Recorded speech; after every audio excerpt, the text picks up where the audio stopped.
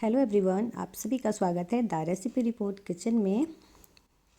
आज की रेसिपी होने वाली है बिहार की ऑथेंटिक रेसिपी लिट्टी चोखा। और हाँ जी, ये लिट्टी चोखा अलग बनने वाला है। बहुत ही कम तेल में से मैं फ्राई करके तैयार करूँगी और छोटी छोटी ट्रिक को भी आपके साथ शेयर करूँगी।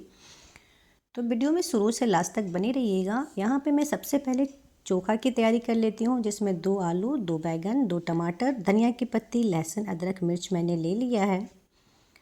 आलू को धुल करके मैंने बॉईल होने के लिए डाल दिया कुकर में। और बैगन की अब तैयारी करते हैं। तो सबसे पहले लहसुन की कुछ कलियों को हम इस तरह से छिलका उतार लेंगे। आपके मन में भी हो रहा होगा इतना सारा लहसुन, अदरक, मिर्च मैंने क्यों लिया है। तो जी, मैं ज़रूर शेयर करूँगी। सबसे पहले हम बैगन को इस तरह से चीरा लगा के चेक कर लेंगे इसमें कीड़े तो नहीं हैं। और फिर इस तरह से होल बनाएंगे और इसके अंदर लहसुन की कलियों को फिल कर देंगे। जब ये गैस पे बैगन भूनता है तो उस समय लहसुन की कलियाँ भी अच्छे से भून जाती है और उसका स्वाद चोखा में बहुत अच्छा आता है। ये पहला ट्रिक है। कुछ लहसुन की कलियाँ कटिंग करके कच्चा भी डालते हैं, जिससे कि ये बहुत अच्छा लगे। और कुछ लहसुन की कलियों को हम इस तरह से फिल करते हैं जिसमें वो बैगन के अंदर अपना फ्लेवर छोड़ने लग जाए और भूनने के बाद स्वाद बढ़ जाए। आप चाहें तो इस तरह से हरी मिर्च को भी फिल कर सकते हैं। और यहाँ पे मैंने एक जाली डाला और गैस का फ्लेम ऑन किया। मीडियम फ्लेम पे इस तरह से बैगन और टमाटर को भून लेंगे। वैसे तो ये देसी खाना है और इसको मिट्टी के चूल्हे पे या कंडे की आंच तैयार करके भुना जाता है, बट शहर में ये चीज़ें नहीं हो पाती है। अब यहाँ पे मैंने लहसुन और अदरक के छिलके उतार लिया है और बारीक बारीक छोटे छोटे टुकड़ों में कट कर लेंगे। आप भी सोच रहे होंगे फ्रेंड्स कि मैं यहाँ पे इतना सारा लहसुन, इतना सारा अदरक, हरी मिर्च का क्या करने वाली हूँ। तो मैं यहाँ पे 2 रेसिपी की तैयारी कर रही हूँ। जैसे कि बाटी में जो सत्तू बनाया जाता है उसमें भी लहसुन, अदरक, मिर्च, धनिया की पत्ती ये कॉमन इंग्रेडिएंट्स होता है। और चोखा में प्याज डालना पड़ेगा, तो मैं एक मध्यम साइज के प्याज के छोटे छोटे टुकड़े कट कर लूँगी। और सत्तू में एक्स्ट्रा नींबू पड़ता है। ये सब कॉमन इंग्रेडिएंट्स हैं। बाकी नींबू और प्याज अलग से जाएगा।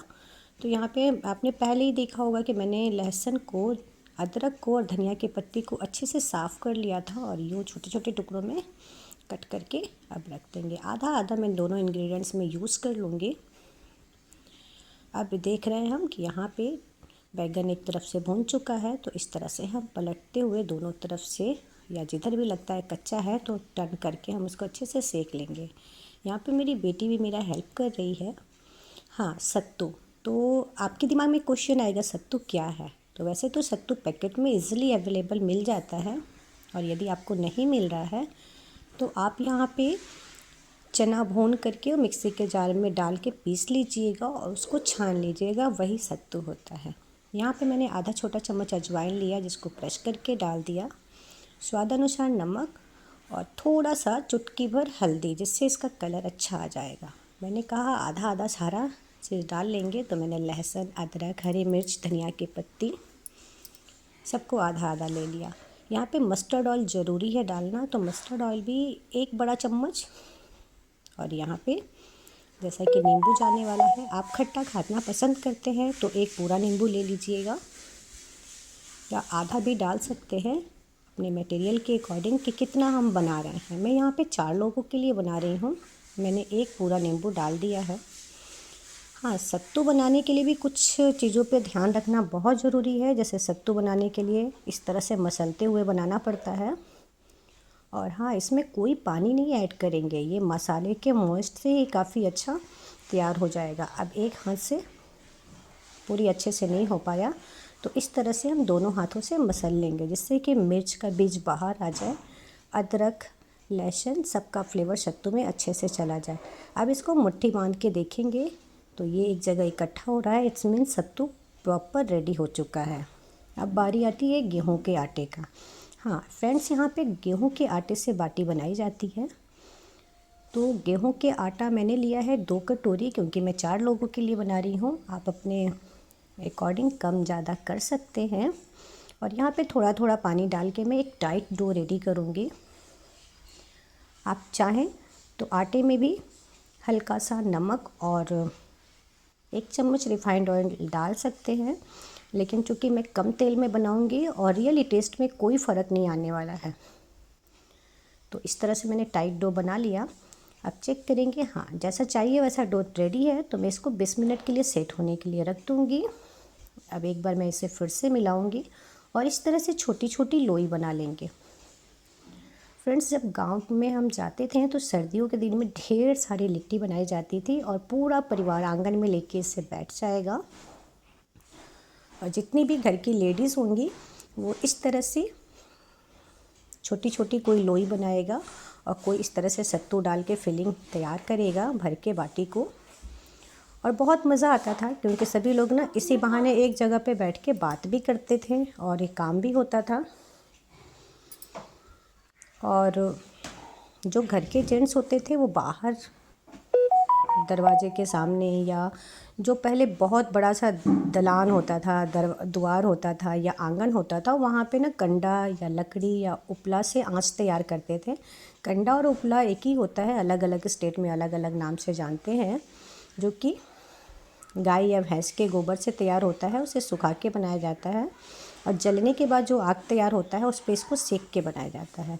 लेकिन शहर में अब स्वरूप चेंज हो चुका है, बहुत इजीली कंडा नहीं मिलता है और खाने का मन करे तो आप इस तरह से भी बना के ले जा सकते हैं और ये सफ़र में भी आप लेके जा सकते हैं इसको। तो इस तरह से मैंने सारा तैयार कर लिया। अब यहाँ पे देखिए मैंने पानी उबलने के लिए रख दिया है।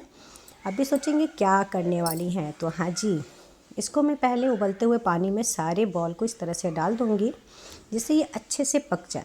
जितनी साइज़ है ना, पकने के बाद इसकी साइज़ बढ़ जाती है और ये पानी में उबाल के साथ जब ऊपर आने लग जाए तब आप समझ लीजिएगा कि ये प्रॉपर पक चुका है। कच्चा रहने का बिल्कुल भी डर नहीं रहता। देखिए इस तरह से हम इसे पानी से अलग निकालेंगे और ठंडा होने का वेट करेंगे। यहाँ पे तब तक रिफ़ाइंड ऑयल गर्म हो चुका है। रिफ़ाइंड ऑयल भी मैंने थोड़ा ही लिया था। आप देख रहे हैं थोड़े से रिफ़ाइंड ऑयल में मैं कितनी सारी बाटियों को फ्राई करूँगी। इस तरह से इसको बराबर से टर्न करते रहेंगे जिससे ये सब तरफ से एक साथ सिक जाए और यहाँ पे ये पूरी तरह से अच्छे से सिक रहा है। देख रहे हैं आप, ये फूलना स्टार्ट हो चुका है। पलटते रहेंगे हम बराबर से, क्योंकि कहीं पे कच्चा और कहीं पे ज़्यादा पक्का ना हो जाए। मतलब पक्का ना हो जाए बोले तो कलर डार्क ना हो जाए, इक्वल कलर हमें रखना है, तो बराबर से सीखना ज़रूरी है।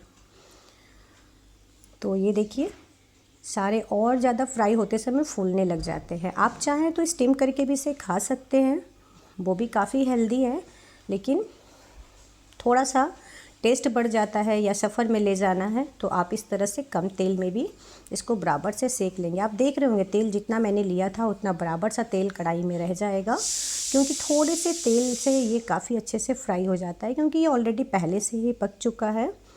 और जब स्टीम किया हुआ हम लेते हैं तो थोड़ा सा हाथ में ना वो चिपकता है और इस तरह से ये बिल्कुल फ्रेश हो जाता है और ये ना एकदम फूलने लग जाएगा।